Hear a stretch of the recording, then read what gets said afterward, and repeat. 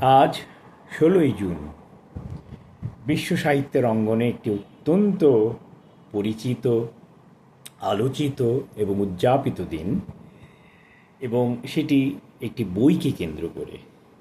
সেই বইয়ের নাম আপনারা হয়তো অনেকেই আন্দাজ করতে পেরেছেন, ইউলিসিস।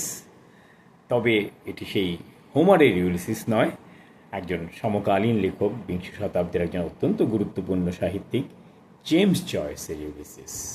জেমস জয়েস আইরিশ লেখক।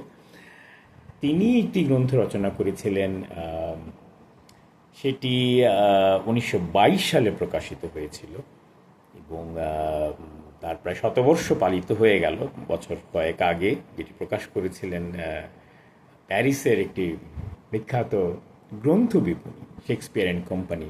এই বইটির জন্য জয়েস কোনো প্রকাশক খুঁজে পাচ্ছিলেন না। তার বহু কষ্ট এবং বহু কালক্ষেপণের পরে এই শেক্সপিয়ার অ্যান্ড কোম্পানির যে স্বত্বাধিকারী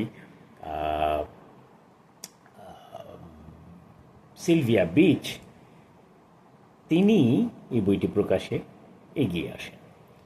তো বইটির মূলত ১৬ই জুনকে কেন্দ্র করে ১৯০৪ সালের ১৬ই জুনে এই বইয়ের যে প্রধান চরিত্র লিওপোল্ড ব্লুম, তিনি আয়ারল্যান্ডের ডাবলিন শহরে সারাদিন ভোর পদব্রজে হেঁটে হেঁটে যে সমস্ত ঘটনা, দুর্ঘটনা, অভিজ্ঞতা ইত্যাদির মুখোমুখি হয়েছিলেন, যেসব মানুষজনের সঙ্গে দেখা হয়েছিল, যে সমস্ত ভাবনার উদয় হয়েছিল তার মনে, তিনি যেগুলো তার জীবনের সঙ্গে মিলিয়ে নিয়েছিলেন ক্রমাগত ২৪ ঘন্টা বা তার সামান্য কম বেশি হতে পারে ধরে, তারই একটি অত্যন্ত মনোগ্রাহী, অত্যন্ত সমৃদ্ধ এবং সুখপাঠ্য বিবরণ হচ্ছে ইউলিসিস, যেটি জেমস জয়েস রচনা করেছিলেন। তো আজকে যেহেতু ১৬ই জুন, আমি ভাবছি ছোট্ট একটি উপস্থাপনা করব বইটির উপরে। তবে ঠিক সরাসরি ইউলিসিস নয়, ইউলিসিসকে নিয়ে এই বঙ্গদেশেরই আরেক সাহিত্যিক, আরেক খুবই প্রতিষ্ঠিত, পরিচিত এবং প্রশংসিত সাহিত্যিক হাসনাত আব্দুল হাই একটি গ্রন্থ রচনা করেছিলেন বছর কয়েক আগে। ১৯২৩ সালে সম্ভবত এটি প্রকাশিত হয়েছিল। তার ইউলিসিস পাঠের অভিজ্ঞতা এবং তাকে কেন্দ্র করে তার নিজের ধরনের একটি গ্রন্থ, এটিকে ভ্রমণ কাহিনীও বলা যেতে পারে। এটিকে ইউলিসিস নিয়ে তার যে ব্যক্তিগত অভিজ্ঞতা, ব্যক্তিগত অনুভূতি, উপলব্ধি এবং সেই সূত্রে তার নিজস্ব যে সৃজনশীলতা, তারই একটি বহিঃপ্রকাশও বলা যেতে পারে। বইটির নাম হচ্ছে নদীপথে সঙ্গী ইউলিসিস, হাসনাত আব্দুল হাই। বোঝাই যাচ্ছে তিনি নদীপথে কোনো একটি যাত্রা করেছিলেন, আমাদের সেই ইউলিসিসের মধ্যে তিনিও সমুদ্রের পথে যাত্রাটি করেছিলেন। তবে এক্ষেত্রে তিনি কোনো তার নিজের ভ্রমণ নয়, ওই যাত্রাকালীন তিনি সঙ্গে নিয়েছিলেন সঙ্গী হিসেবে ইউলিসিস গ্রন্থটি, এবং সেটি পাঠের যে অভিজ্ঞতা, যে তার যে পাঠের চেষ্টা, পাঠ করতে গিয়ে তার যে নানা ধরনের বিচিত্র অভিজ্ঞতা, এবং এই যাত্রার মধ্যে যে মানুষজন, তার সহযাত্রীদের সঙ্গে পরিচয়, আলাপ, কথোপকথন, নদী তীরের দৃশ্যাবলী অবলোকন, সব মিলিয়ে বেশ একটি খুব, আমার বিবেচনা খুব একটি আকর্ষণীয়, খুব একটি ব্যতিক্রমী এবং অবশ্যই সাহিত্য মানসম্পন্ন একটি সমৃদ্ধ গ্রন্থ তিনি উপহার দিয়েছেন আমাদের এই বইটির মাধ্যমে।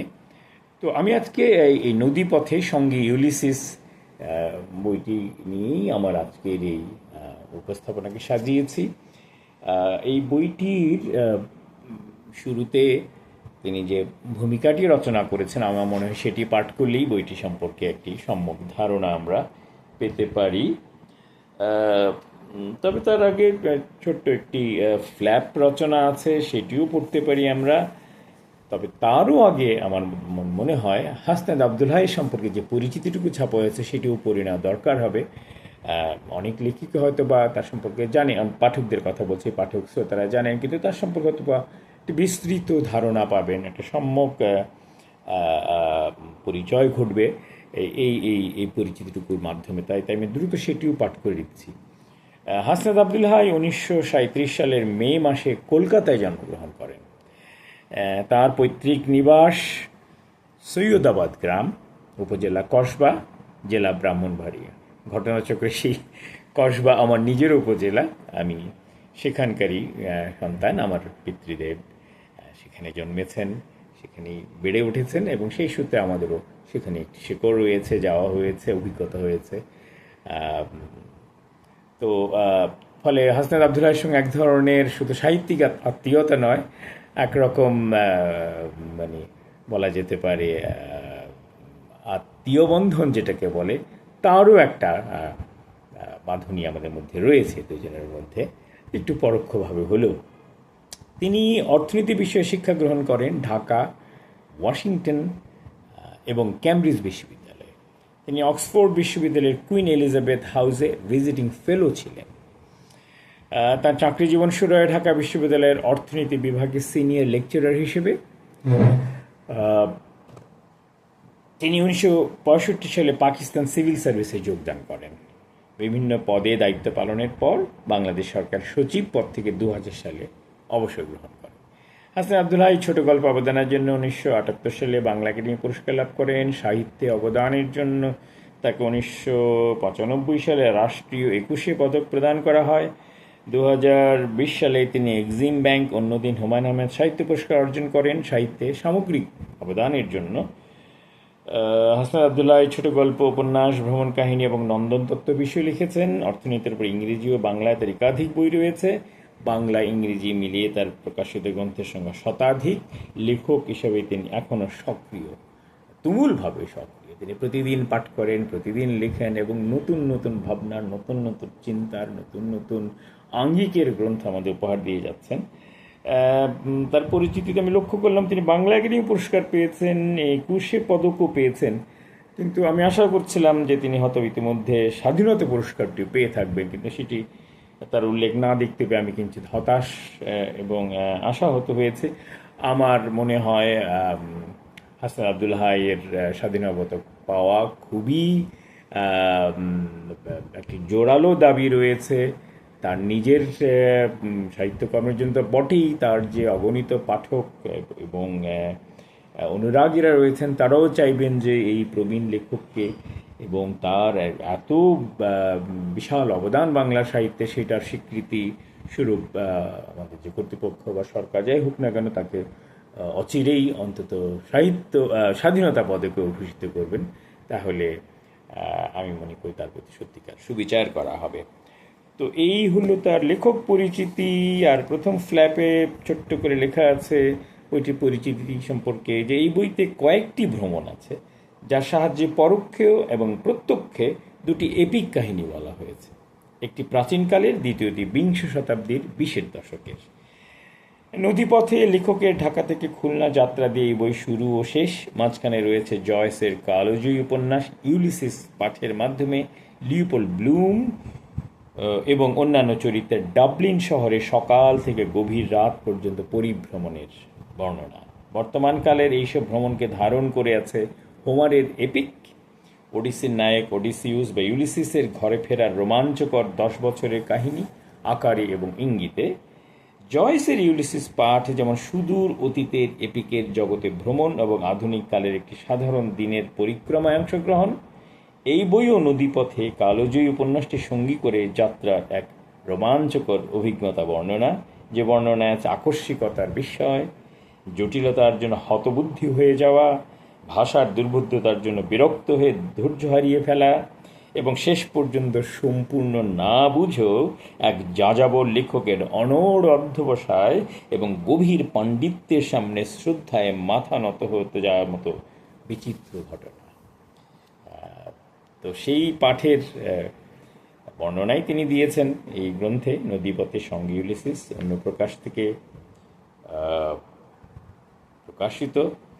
বইটি উৎসর্গ করেছেন তিনি আরেক জয়েস ভক্ত এবং ইউলিসিসেরই আরেক অনুবাদক সত্যিকার ইউলিসিস যেটি তার একেবারে কাব্যিক অনুবাদ করেছেন মাসরুর আরেফিন বেশ কবছর আগে পাঠক সমাবেশে প্রকাশিত হয়েছে। সেটি আমাদের অনুবাদ সাহিত্যের এক অসাধারণ কাজ। সেখানে একেবারেই মূলানুগ অনুবাদের পাশাপাশি যে বিস্তৃত টিকা ভাষ্য রচনা করেছেন মাসরুর, সেটিও আমার মনে করি আমাদের সাহিত্যের এক অমূল্য সম্পদ হয়ে আছে।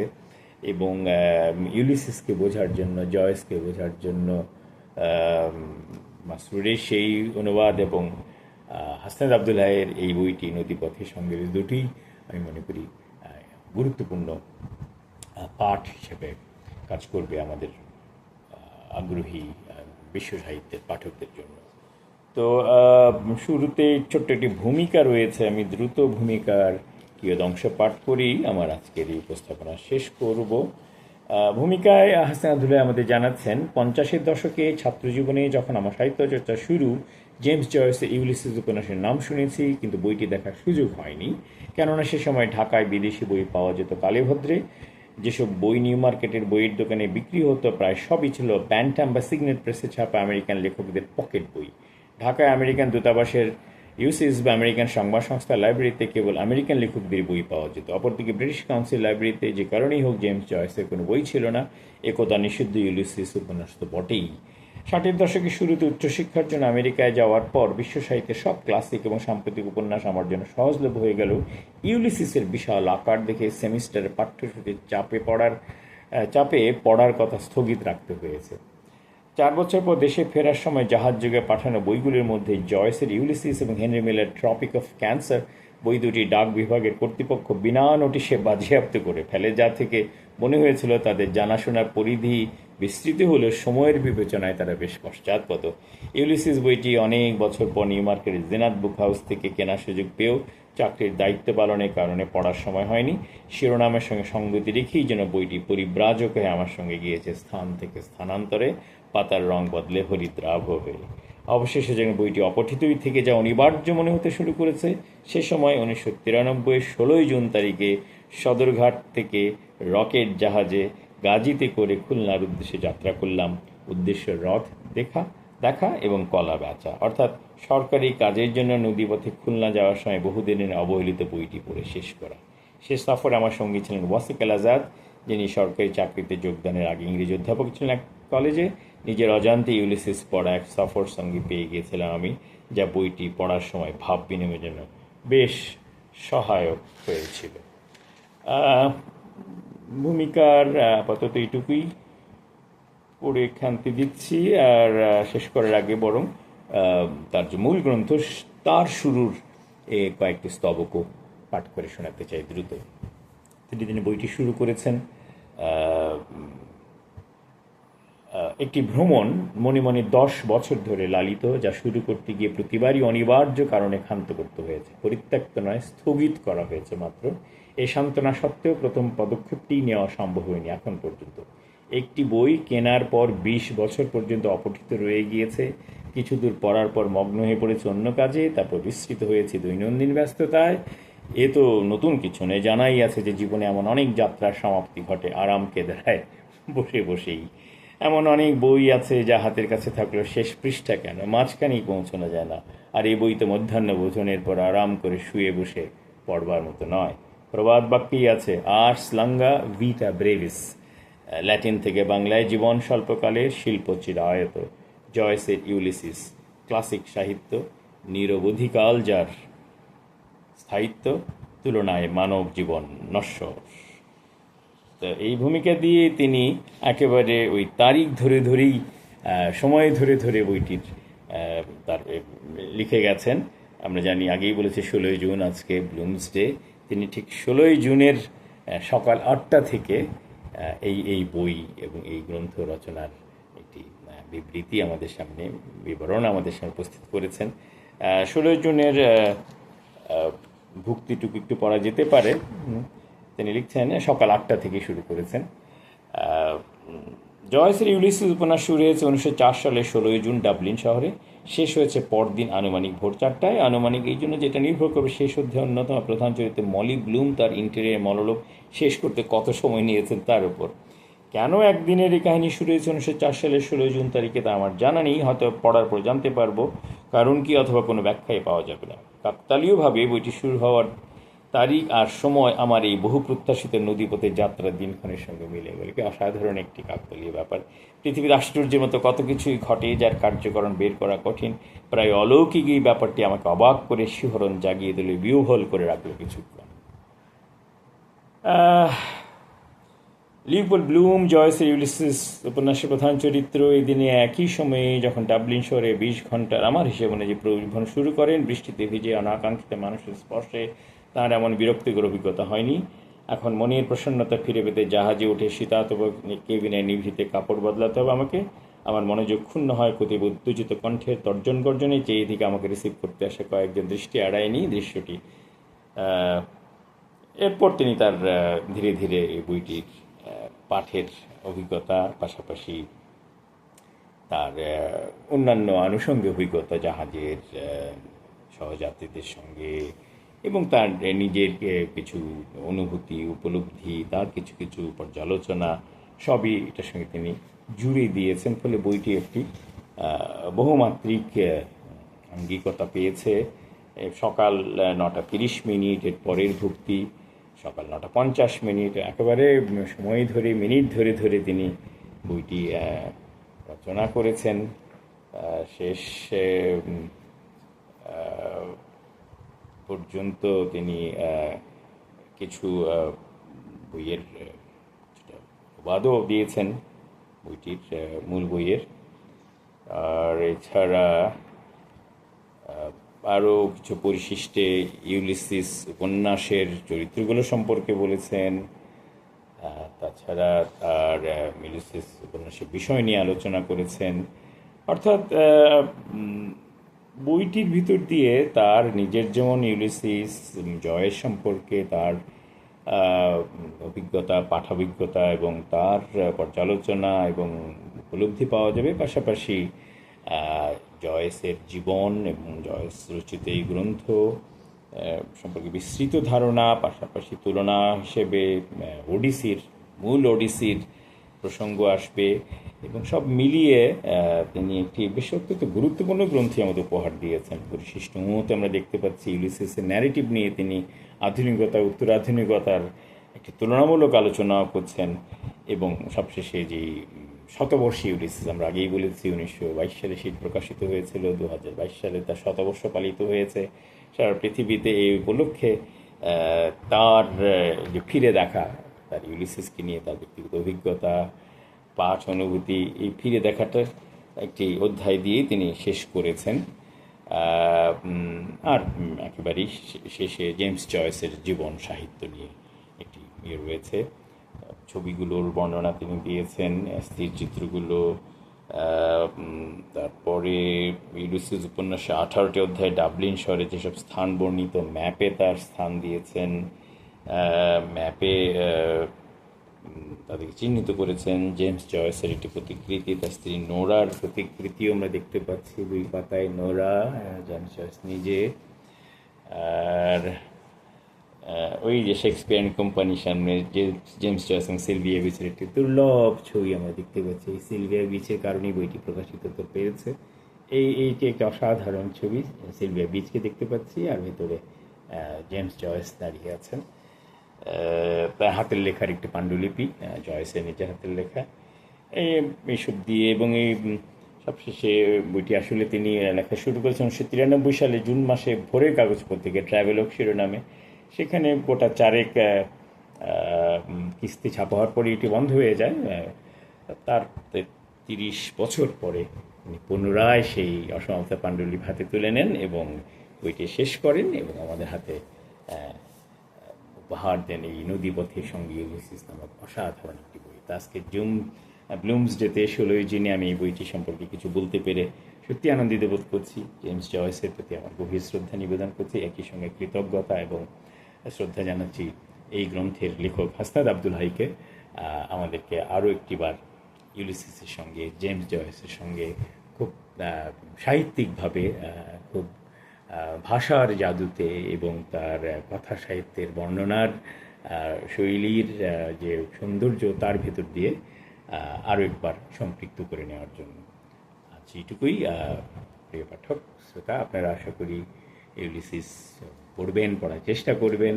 না হলে অগত্যা হাসনাত আবদুল্লাহর এই বইটি তো রইলই সঙ্গে, নদীপথে সঙ্গে ইউলিসিস, সেটি অবশ্যই আপনারা সময় সুযোগ করে সংগ্রহ এবং পাঠ করবেন। এই অনুরোধ এবং আবেদন জানিয়ে আমি আজকের মতো আমার এই আলম খুরশিদের ভিডিও গ্রন্থালয়ের আজকের আয়োজন এখানেই সমাপ্ত ঘোষণা করছি। ধন্যবাদ, সবাই ভালো থাকবেন।